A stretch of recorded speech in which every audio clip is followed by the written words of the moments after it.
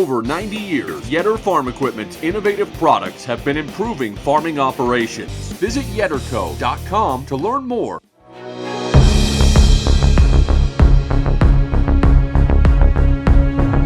We've got some guys that are close to finishing up, but with two rivers coming together and rivers being out, so there's a lot of bottoms ground that wasn't even planted yet and is still too wet to plant, so we're fighting that a little bit. Some guys are close to finishing up. Some guys still have, I talked to a larger farmer today, he's still got 3,000 to 3,500 acres to go yet, so we're not very close to getting done planting yet for sure. And some areas over in Monroe City, which is just a few miles east of here, got like 4 to 5 inches. Customer of mine was just talking to at the counter.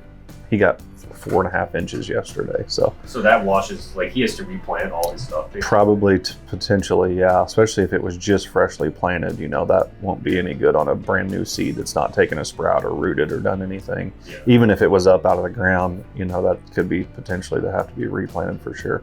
I think about an inch or so they would have been fine, but stuff like that, it's just way too much water at once. I've had customers that are a no-till. I would say in a wet spring like this, they're a little bit behind the conventional till people just because their ground holds so much moisture with the way their fields are.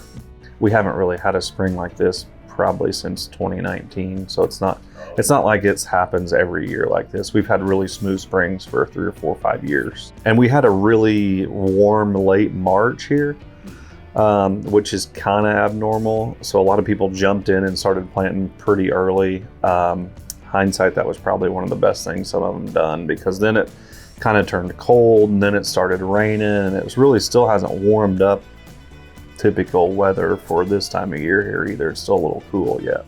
So you just never know with weather. It's just not normal. We're on longer hours for planting season, but if we're rained out, I typically don't hold guys here later in the evening and earlier in the morning if it's just going to be a day where nobody's doing anything anyway. So, a lot of people, when it's been raining this much, employees are wanting to know, hey, are we going to be open normal hours or long hours or what's going on? So that's kind of a question day to day. It goes to, you've got some guys, when it rains this long, people have worked on everything they could do to get going, and then they're kind of setting. So it kind of makes your shop techs a little bit more idle that they wouldn't be if people were in the field.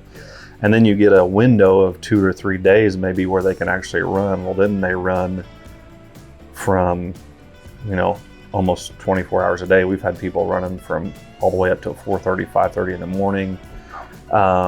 So then you're getting calls at an abnormal time. I had a guy run until 4:30 in the morning till his tractor broke down, and then he was kind of stopped till our techs were here at 7 to get somebody out there, kind of thing, where if he probably hadn't broke down, he probably would have just ran all morning long, all the way through the next day. So it's getting to the point now where people are running as much as they can if they have enough people to run, if they have days to run.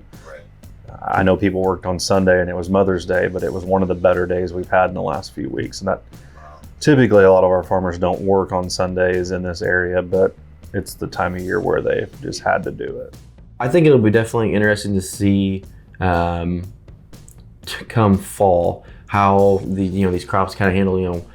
The last couple of years, everybody's pretty well planted in a 2-3 week window, and interested to see how harvest goes too when all these crops are so spread far apart in planting dates. Because we've got I've seen some crops that are getting pretty close to knee high already, and then others, is not in the ground.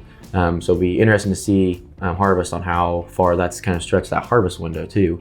Now seeing some of the guys are willing to go, and how fast they can get that done. So I think that's gonna be an interesting thing this year.